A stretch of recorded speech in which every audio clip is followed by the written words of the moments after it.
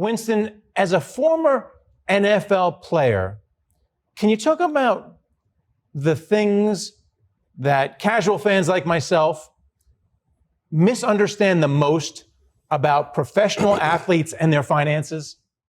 The biggest thing is that it just doesn't end when you get a big contract or when you get drafted.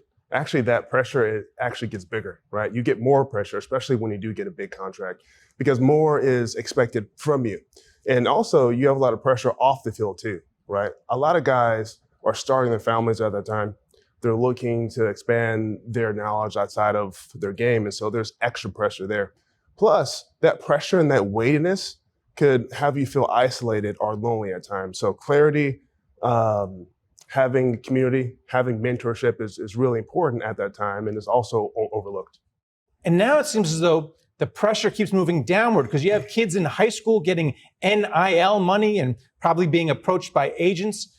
Can you talk a little bit about what's going on in the athletic community with regard to all this money splashing around and maybe how it compares to when you were first about to go professional? Well, it was totally different. Now, when I was drafted or when I played, you only got money and when you got drafted. Now, kids are getting money in high school, college. And so that education needs to happen earlier. And that clarity and that mentorship needs to happen at the family level first. And as a firm at SageSpring, that's actually what we try to do, because we have an opportunity not just to change the trajectory of that player, but the financial trajectory of that entire family and the financial trajectory of generations to come. Can you talk about how you would approach, for example, a player just gets drafted in a lottery pick, if you will? Yeah. How would you approach such a player and counsel them so that they don't blow all their money and that they remember there's things like taxes and paying your agent, and a lot of that money comes out even before it hits your bank account? One, I do think that narrative is changing. I do think players are getting money earlier and that financial education has happened earlier, and then athletes are looking at their sport as a platform to do something greater. But with that, it's really important, one, to make a community before you actually need one. Two, you need to be uncomfortable. I mean, you need to be comfortable with being uncomfortable because you're going to be growing and you're going to be evolving as a person. You need to lean into being uncomfortable.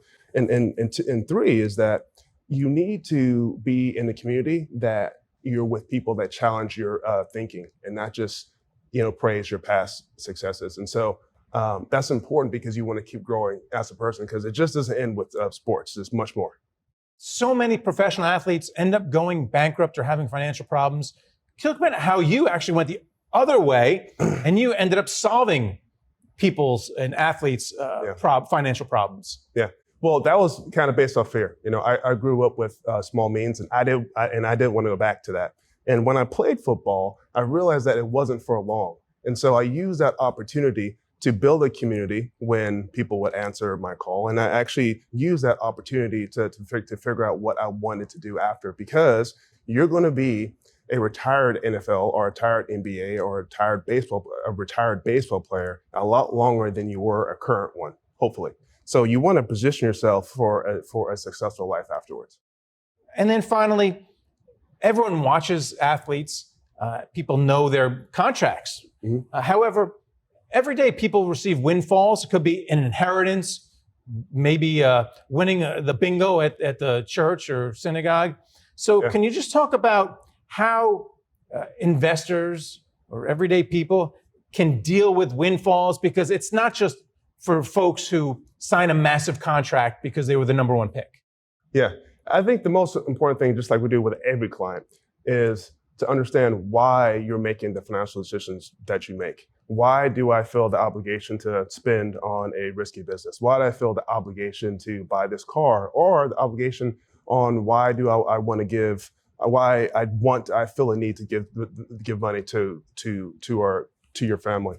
I think it's important for anyone in the financial advising space is to really understand and give our clients clarity and give our clients direction, and not just a cash flow statement.